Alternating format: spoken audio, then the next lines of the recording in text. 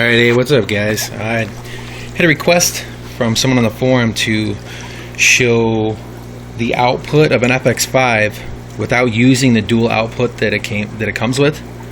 And this tank right here actually has an FX5 on it, even though I got it plumbed up a little bit differently.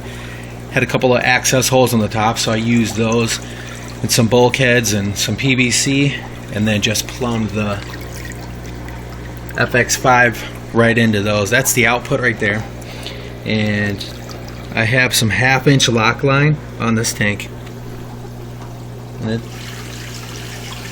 with a couple of sweep nozzles, and it's got pretty good output.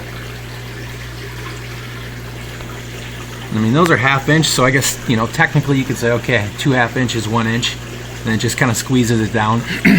I did speak with Fluval at one point, and they said that the FX5, and I can only assume that the FX6 is the same thing, can safely be reduced on the output down to a 1/2 inch with no problem. Like consistent, forever run. It's within the warranty and everything. So, yeah, that's one right there. It's on the Icola tank. Then I got the input right over there, the old Jaeger heater. And I don't know if I'll be able to get this. I don't know, well, let me see if I can find a light real quick.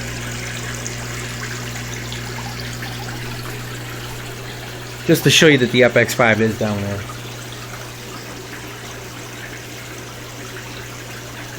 Well, I don't even know if I have one.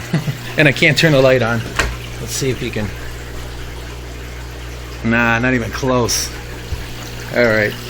So, that, anyways, that's it. I'll cut this video and then I'll blend in another one to show you another tank that's got an FX5 with a 1/2 inch output on it. And this one does actually have, let me see if you can see it, but that is a 1/2 inch output. And then the lock line, I'm going to drop my phone in the water here. But the lock line is just pressed onto the end of that. Not real hard or anything. And just to show you, I can move it around.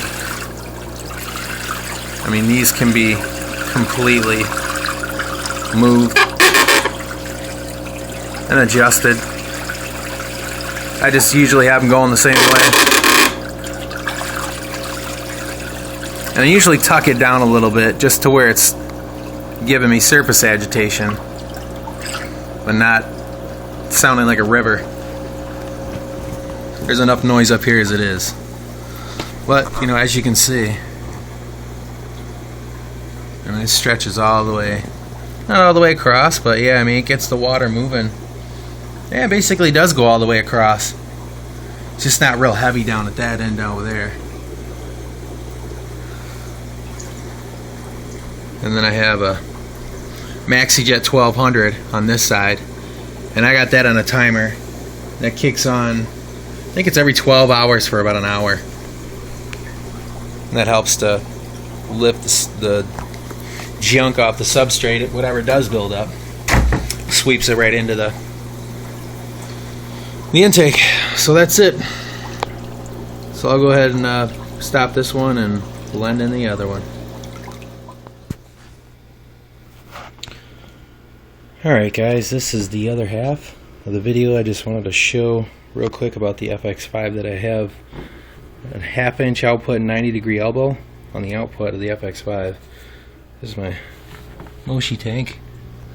But that's the output right there, and you can see that that is probably, I would say, a good 3.5 to 4 inches under the surface of the water. And it's still got, I would say, at least half of the tank from where that is to about over here. The water's churning pretty good on the surface. And this is the old FX5 output. Separates the water and diffuses it quite a bit. I think for a smaller tank they're okay, but still, I mean, you can't get real good surface agitation. They just don't point up very well, at least in my opinion. So even if you could cut this down to 1, it would do a lot better. So I think the best idea would probably to go down to at least a 3/4, if not a 1/2 inch, if you could. That would definitely increase the pressure of the output. But as you can see, this is the FX5. The output goes into, that's an ocean clear canister, and then on the other side here, you can barely see the output over there, but then it goes up into, this is a homemade heating element chamber that I created. It works pretty well. There's no valves or anything on it. It just goes up from the bottom, and I have it set to about 80 degrees. It's 300 watt. Heats this thing just fine. It even kicks off every now and then. So, but then that goes up, you can see, all the way up to the top there.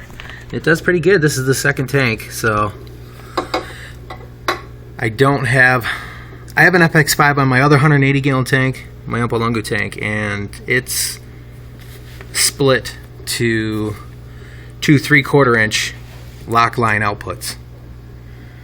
And the same thing on my 135 gallon and 110 gallon. So they work pretty good. I like them, and I've got all mine used. So, but yeah, definitely that helps to increase the pressure. I mean, they fight it when they swim over. I mean, they got to swim a little bit just to stay in the path of it. And then I have, this is an old Italian made MaxiJet 1200, and these things push tons of water. I mean, you can feel it all the way over on this side of the tank. It's pushing so much. So, but alright, just figured I'd show you. Thanks for watching, and if you're not subscribed, please subscribe and like the video. Alright, thanks a lot, guys. We'll talk to you.